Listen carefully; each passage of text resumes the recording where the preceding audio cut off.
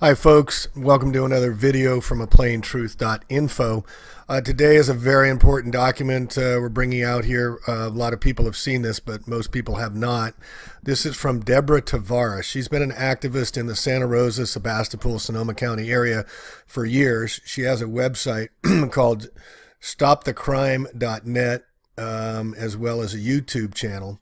But we haven't heard from Ms. Tavares now in several years. This was posted back in, I believe, March of 2015. And the person that posted this video here was asking what happened to Deborah Tavares, Never Lose Truth. And that's a good question because nobody seems to know where she is or heard of her after challenging PG&E. And these document releases you'll see coming up here are very critical to the whole events that are occurring now in Santa Rosa. We had appointed the head of the Rebuild Santa Rosa very quickly, and a man named Darius Anderson we'll get in tomorrow, who's a Democratic lobbyist. He runs the Sonoma Media Group. You'll notice yesterday in the video we talked about Sonoma Design Group with all the military connections. Well, this is Sonoma Media Group. Darius Anderson runs it, owns the Press Democrat, several other newspapers they bought up, controlling the narrative, taking in all the money, just like disaster capitalism. We'll see if they're using it for goodwill, but they got Rebuild Santa Rosa coming up with all the players coming in for the Agenda 21, which we'll document next. But today is a very important document, the plan to burn up Northern California and more bad news. This is my Deborah Tavares interview with Jeff Rense back in 2015, saying that this exact event that just occurred in Sonoma, Napa, Mendocino counties, all some 16 major fires, they're saying, all started at once, all started in the middle of the night, all started without a storm, all started with heavy winds whipping them up, all to a person, firemen saying they'd never seen it. And now over almost 2.5 weeks in, no one has an explanation for what happened except Miss Tavares. She called it. Let's get into it. This is part one. Thanks. Deborah Tavares is joining us tonight. She has, as usual, a trunk full of data that she's picked up along with Lou. I don't know how they do it, but they're on the road, traveling, going to conferences, listening, recording, doing amazing things to get information together to present on her website, one of them, stopthecrime.net, and on her program heard here before this program each night, Monday through Friday. Right? Needless to say, time went on. Of course, the entire push against smart meters got out of California, fortunately, and other states have been fighting it as well.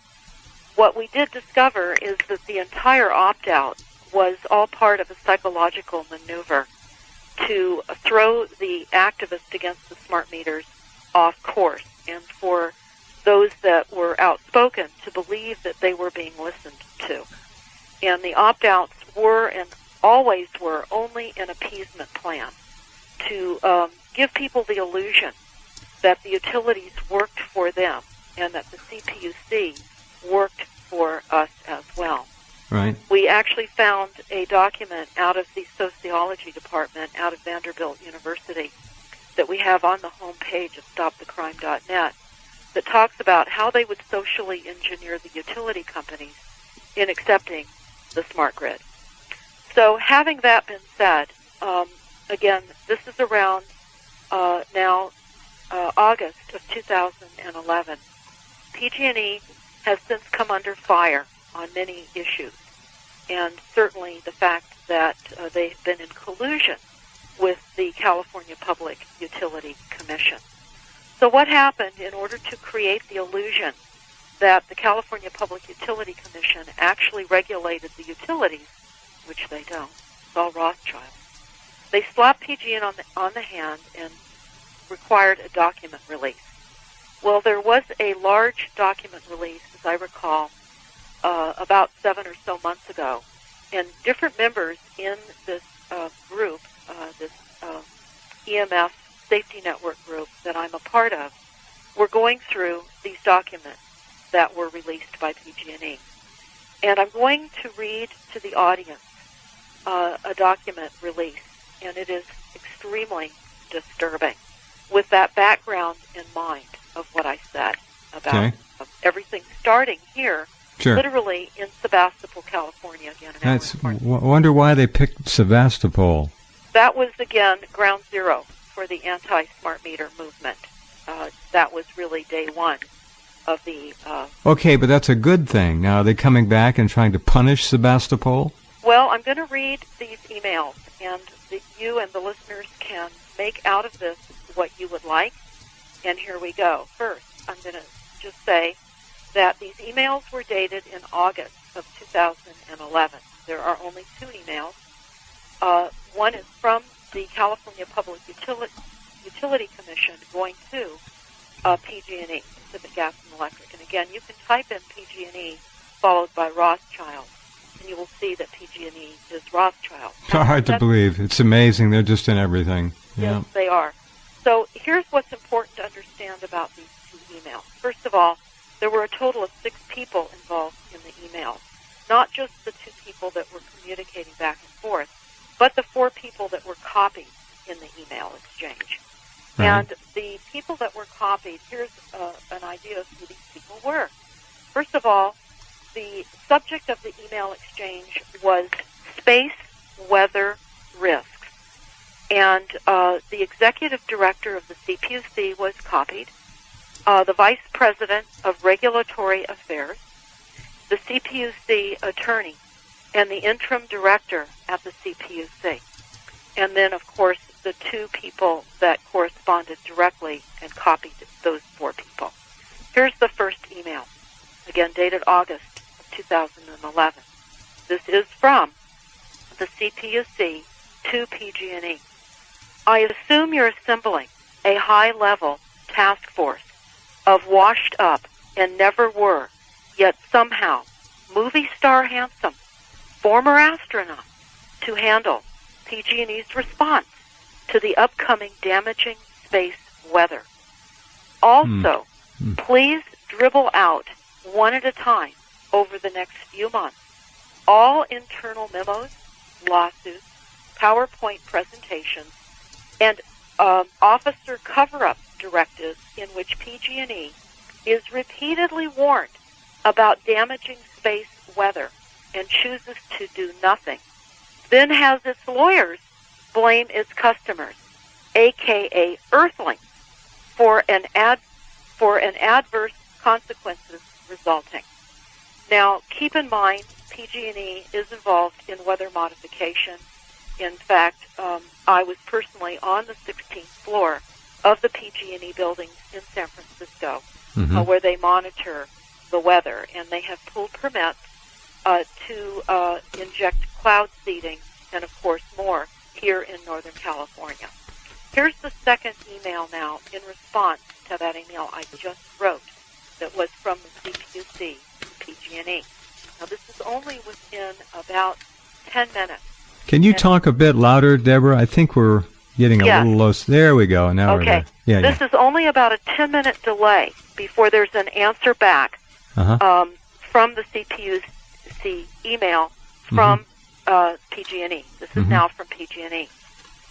Just a reminder, we are the first to propose a solar generator in space that will beam RF waves down to a receptor site and convert it to DC current. We have changed our receptor site from the Mojave Desert to Sebastopol, California. Now, this is a very alarming. I sent this email exchange to some higher-ups, and I received some responses to this email and what they believe is meant. And this is the first comment response to this email exchange. I consulted with a top expert, a man who was a high official in an American electronics company with a classified job and deep knowledge about these matters. I have been able to come up with the following. This system is set of orbital sun collectors, which will concentrate sunlight and convert it to microwaves and send it down to a station to generate power.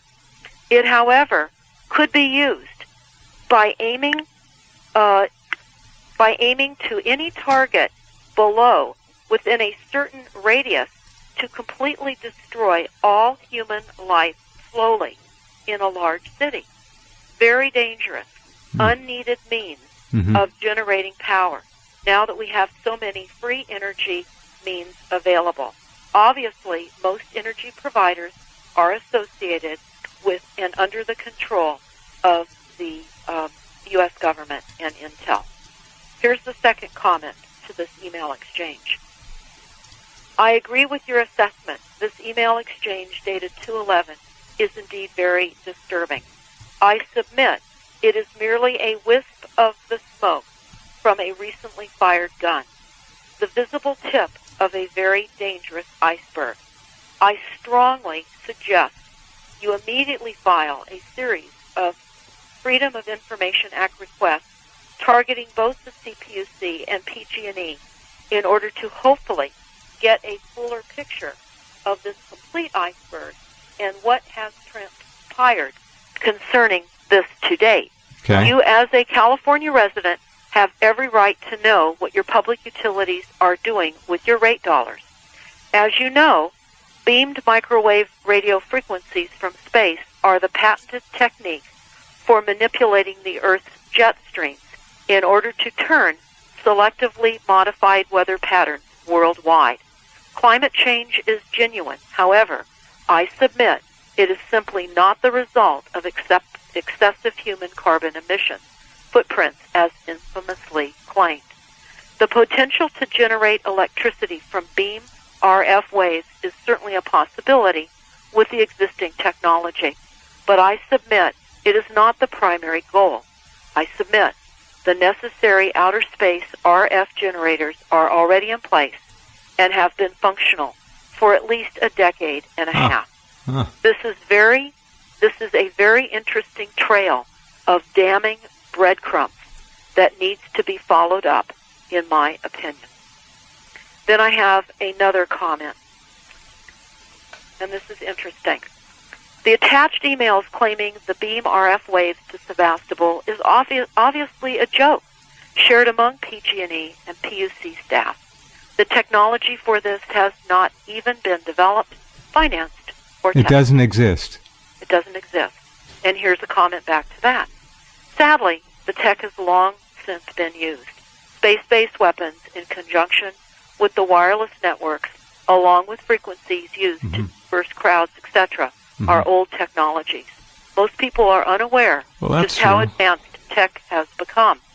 6 people were involved in these emails, PG&E and CPUC, and the tech is real. So joke or not, when someone yells fire, we must investigate, don't you think?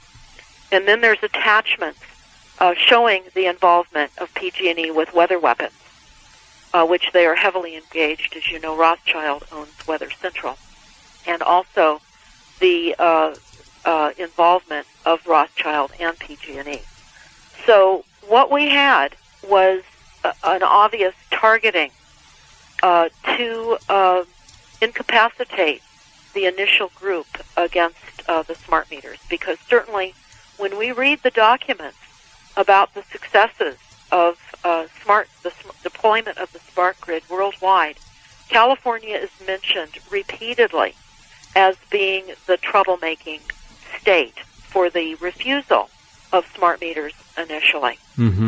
So I just want everyone that is listening to understand the degree and the types of weapons, because, Jeff, you certainly experienced the likelihood of weapons while you were in your vehicle, and they use these weapons on cities and crowd disbursement, and they can increase anger.